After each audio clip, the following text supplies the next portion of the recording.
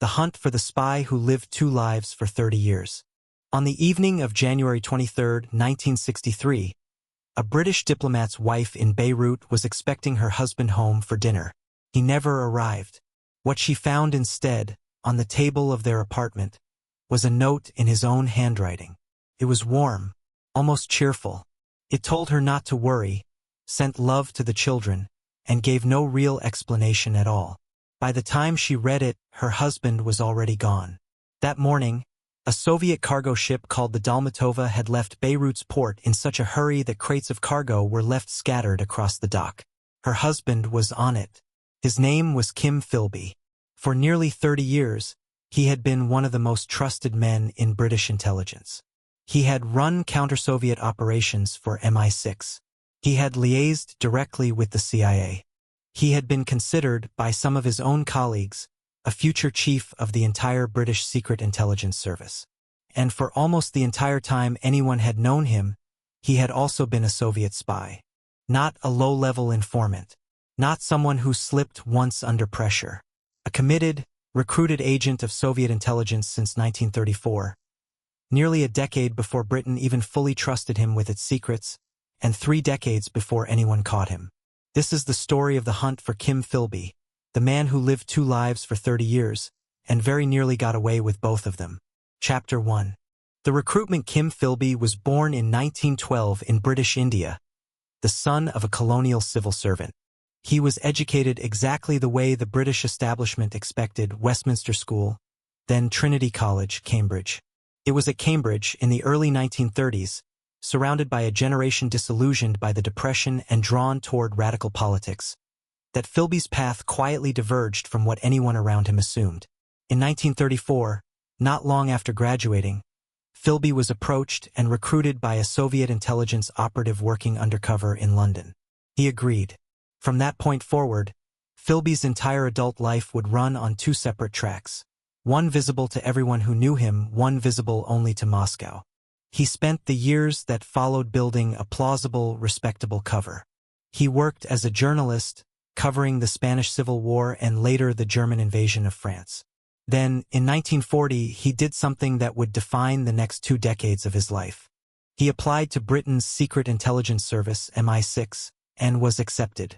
The organization built to catch men exactly like him had just hired one. Chapter 2. The rise. Philby didn't just join MI6. He excelled in it. He was capable, charming, and by every account extremely good at his job, which made him valuable and which made him trusted. By the end of the Second World War, Philby held one of the most sensitive posts in British intelligence. Head of the section responsible for counter-Soviet operations. The man Britain had assigned to catch Soviet spies was himself one. In the years after the war, his access only grew. He was posted to Washington, D.C., where he served as MI6 chief liaison with the CIA and the FBI, one of the most trusted intelligence-sharing relationships between the 2 allied nations. Everything he learned in that role, operational plans, agent identities, strategic assessments, had a second audience in Moscow. One operation, aimed at helping Albanian resistance fighters overthrow their communist government, ended in disaster, with hundreds of the infiltrators captured or killed. Philby had told the Soviets everything in advance. It would be one of the most costly operations his double life is believed to have compromised, though the full toll of Philby's betrayals across nearly 3 decades has never been fully established. Chapter 3.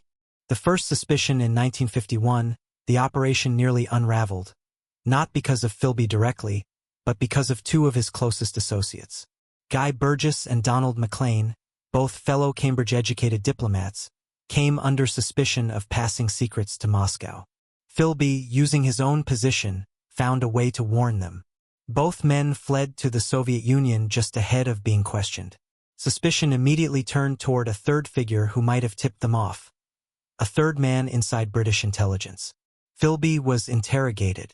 Investigators found his behavior suspicious, his friendships damning, his access to the compromised information undeniable. But there was no hard proof, no confession, nothing that would hold up in court. He was quietly forced to resign from MI6 in 1951. Pushed out but not charged. In 1955, when his name surfaced publicly in the press as the suspected third man, Philby did something remarkable. He held a press conference at his mother's home in London and calmly denied everything. It worked. Britain's Foreign Secretary formally cleared him in Parliament that same year. Within a year, he was quietly back doing intelligence work for MI6, this time under journalistic cover in Beirut. Chapter 4. The slow unraveling. For the next several years, Philby lived what looked, from the outside, like a colorful expatriate life. Reporting for British newspapers, drinking heavily, moving through Beirut's diplomatic social circles. Underneath it, the double life continued exactly as it had for 2 decades. It began to genuinely fall apart in 1961. A senior KGB officer named Anatoly Golitsyn defected to the West and, during debriefing, provided information that pointed directly at Philby as a Soviet mole embedded at the highest levels of MI6. Then, in 1962, a second thread emerged. A woman named Flora Solomon, who had known Philby socially for decades, came forward with a memory from 1938, a conversation in which Philby had told her, almost casually, that he was working for the Soviet cause. She hadn't reported it for over 20 years. Now she did. Combined with Golitsyn's information, British intelligence finally had enough to move. An old friend of Philby's, an MI6 officer named Nicholas Elliott, a man who had defended Philby's innocence for years, was sent to Beirut in January 1963 to confront him directly. Chapter 5. The confession. Over several days in a Beirut apartment, Elliott pressed Philby for the truth. And, remarkably, Philby gave it to him. He admitted to working for Soviet intelligence since 1934. He admitted to warning Burgess and McLean. He admitted to nearly 30 years of espionage against the country that had trusted him with its deepest secrets. He told Elliott he had been expecting this exact moment for almost the entire span of his adult life. Elliott offered him a deal, full immunity from prosecution, in exchange for continued cooperation and a complete account of everything he had done. Philby agreed. A second meeting was scheduled to continue the debriefing. He never showed up. Whether British intelligence deliberately gave him room to disappear rather than face the embarrassment of a public trial for one of its own most senior officers remains one of the enduring disputes of the entire case. What's certain is what happened next. On the evening of January 23, 1963, Philby left the note for his wife, walked out of his apartment, and boarded a Soviet freighter bound for Odessa. Chapter 6. The other side. It wasn't until July 1, 1963, that the British government officially confirmed what had happened, that one of MI6's most senior former officers had defected to the Soviet Union after decades of espionage. On July 30th, Soviet officials announced they had granted Philby asylum and citizenship. What awaited him in Moscow wasn't quite the hero's welcome he may have expected.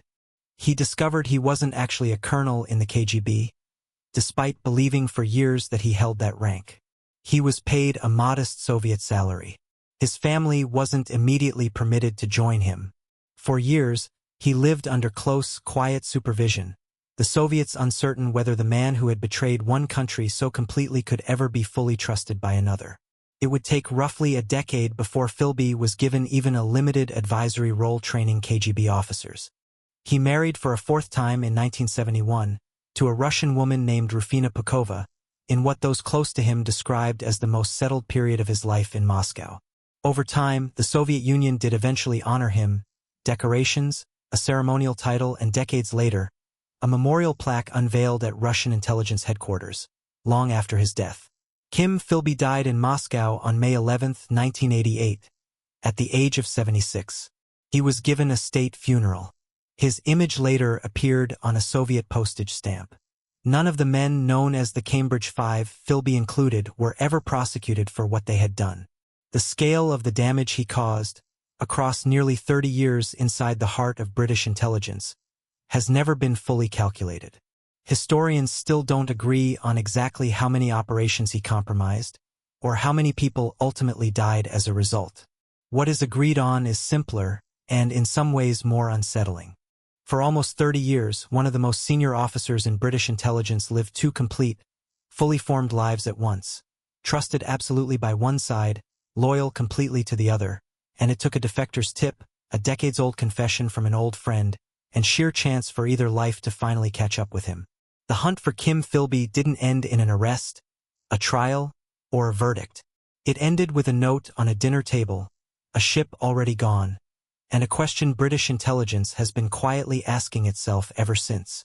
How much did we actually know about the people we trusted the most? Every story leaves a trace. This has been traced.